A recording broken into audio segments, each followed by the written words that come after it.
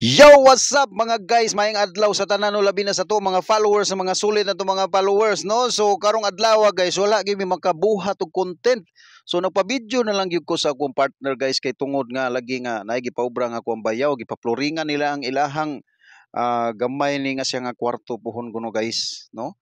Amo agi ako nang giubra guys kay tungod nga luoy po kay kaong pagumangkon nga siya ra gyud usa ang nagmasa. So gitabangan ako siya guys para at least nga mahuman po dayon ang trabaho no. So ana lagi na sa guys ang tao kung mangayo og tabang-tabangan gid ninyo no. So mo ni guys nga hinahinay mig ukay kay tungod para at least ba nga madali ang trabaho. Kay kani ako pagumangkon dili pa magayo ingon gyud nga maayo sa moobra gyud no. So dili pa kay siya kantigo kaayo. So ako siyang gitudloan og sa akong pagmasa ana no. So ukay-ukay ra gid ta ani guys. So hinahinay ra ta sa pagkuan kay kadua naman namo ni ukay guys. Bali-bali na mo ni kay para at least nga dili mo basta-bastahon ni nga wag sagol ani guys. Bali-balihon gyud na siya no.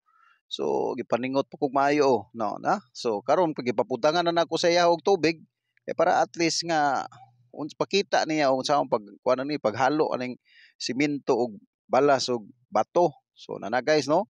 No, ipakita po na ko niya guys nga inaynayo ro na siya paghalo gyud kay imo nang kaliton nga mabusdik na niya ang tubig na makagawa sa guys ngo ingana ra na siya guys no. So di lang kay ingon ba na imo nang dali-dalion. So kabalo mo guys ako ang trabaho guys di lang kay ingon nga ah, ga-vlog pirmi ga cameraman. So kay ako may cameraman, ako'y director diya sa amo ang page kay ako may tag-iya.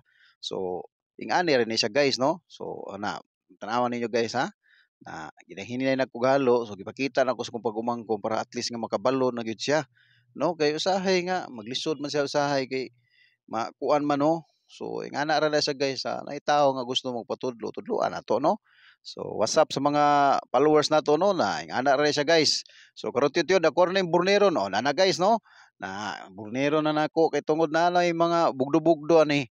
So para ma-flat ning semento ani guys, imo na siyang i-burneron pero dili mo siya burneron guys labi na kanang basa-basa kay mo pilit man na. So dili nimo siya kung ano no kaliton. So tan-aw nimo malamala na semento diha naka banat nakakuskos na kag may burner ana na butangan na to nimo og tubig ang imong foam. ah, para at least nga ma kuan gyud mo makiskis ug maayo na inayo rin mo kiskis ay lagi duot ug maayo pod kay malubong unya no. Ana na sa guys technique rin ni sa guys no sa pagborner ng semento no. So kani guys nakatunan ra ko ni guys sa ako pong sa una sa akong mga kuan sa obra gatan-aw ko sa obra ga bisan ga tan-aw ko sa obra guys nakat-on ra ko sa ingani guys no. So mas bintaha mi gid guys nga kabaw ta mo obra mga ingani sa mga concreting mga pambalay na obra para at least di na ta magsalig kanang manguha patag kanang maso no. May nang kita so nipahawa sa ko kali kadali diri guys kina ako gikuha. So ana dapita guys so wa pa na mahuman na muksinto na guys no nahuman na no. So karon tiud-tiud guys ako ana na siyang kiskisog maayo gipamalan lang nako na guys para at least nga ang flooring ani ma-flat na gisag maayo no. So ingana ra na sa guys. So thank you kayo sa mga followers no kanunay nga nagpadayon og nagpadayon sa pagpalo namo. Ug thank you kay inyo. God bless sa inyo ang tanan. Daghang salamat. Maayong adlaw.